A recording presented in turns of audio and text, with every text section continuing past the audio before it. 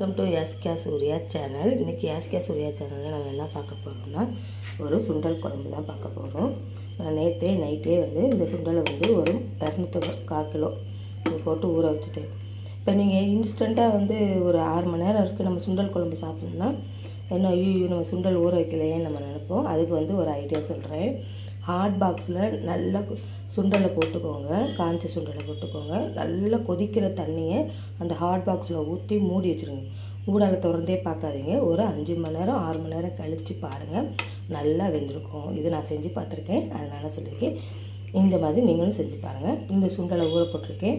குழம்புக்கு தேவையான பொருட்கள் கருவேப்பிலை, பச்சை மிளகா, கொத்தமல்லி, 3 தக்காளி, 2 பெரிய வெங்காயம், தாளிப்புக்கு கடுகும் வெந்தயமும் வச்சுருக்கேன்.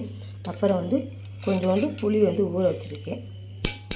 புளி கொஞ்சோண்டு ஊற வச்சுருக்கேன். அதுக்கப்புறம் தேங்காயும் வெறும் தேங்காவை அரைச்சி வச்சுருக்கேன். இதுதாங்க. அப்புறம் என்னோடய ஹோம்மேட் குழம்பு பொடி, அதையும் காமிக்கிறேன். என்னோடய ஹோம்மேட் குழம்பு பொடியும் உப்பும் தேவையான அளவு வச்சுருக்கேன்.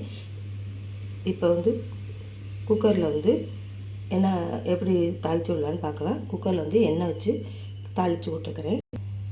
இப்போ எண்ணெய் காஞ்சிருச்சு. இப்போ நம்ம வைச்ச கடுகு பருப்பு வெந்தயத்தையும் போட்டுக்கலாம். வெடிக்கட்டும். வெடிக்குது. வெங்காயம், தக்காளி, கொத்தமல்லி, கருவேப்பிலை, பச்சை மிளகாய் இதெல்லாம் போட்டு நல்லா வதக்கிக்கலாம். இப்போ ஓரளவுக்கு நல்லா வதங்கிட்டு இந்த ஸ்டேஜில் சுண்டல் அள்ளி போட்டுக்கலாம். இப்போ நம்ம எல்லாத்தையும் போட்டுக்கலாம்.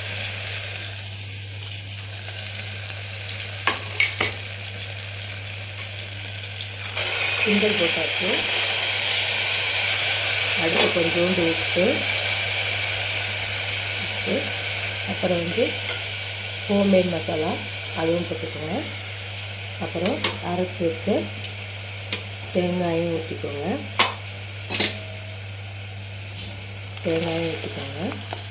அப்புறம் கரைச்சி வச்ச புளியும் ஊற்றிக்கோங்க. இது நல்லா கலக்கி விட்டுக்கலாம். இப்போ எல்லாத்தையும் கலக்கி விட்டாச்சு. நல்லா ஒரு 6 விசில் விடணுங்க. சுண்டல் நல்லா வேகணும்ல, அதனால் ஒரு 6 விசில் விட்டுட்டு பார்க்கலாம். எப்படி சிம்பிளாக ஒரே 1 பாட்லேயே சுண்டல் குழம்பு எப்படி வைக்கிறதுன்றதை ஈஸியாக வச்சுக்கோங்க. சுண்டலை தனியாக வேக வச்சு அதுக்கப்புறம் குழம்பு குட்டி டைம் அவசர சமையலுக்கு டக்குன்னு இந்த மாதிரி செஞ்சு பாருங்கள், சூப்பராக இருக்கும். 6 விசில் விட்டோன்னே உங்கள்கிட்ட காமிக்கிறேன். இப்போ விசில் போயிடுச்சு. குக்கரை திறந்து பார்த்துக்கலாம். இப்போ பாருங்கள், அழகான சுண்டல் குழம்பு ரெடி. எப்படி பாருங்கள், எண்ணெய் பிரிஞ்சு எப்படி நல்லா வந்திருக்குன்னு பாருங்கள். இதே மாதிரி நீங்களும் செஞ்சு பாருங்கள். இது 1 பாட்டு சுண்டல் குழம்பு தான், எவ்வளோ ஈஸியாக இருக்குது பாருங்கள். நான் நிறைய இந்த மாதிரி 1 பாட் மட்டன் குழம்பு எல்லாமே நிறையா போட்டிருக்கேன். ப்ரான் ஃப்ரை, பேச்சுலர் சட்னி நிறைய வீடியோஸ் போட்டிருக்கேங்க. உள்ளே போய் பாருங்கள். என்னோடய சேனலை லைக் பண்ணுங்கள், ஷேர் பண்ணுங்கள், கமெண்ட் பண்ணுங்கள், சப்ஸ்கிரைப் பண்ணுங்கள். வாழ்க வளமுடன். பாய்.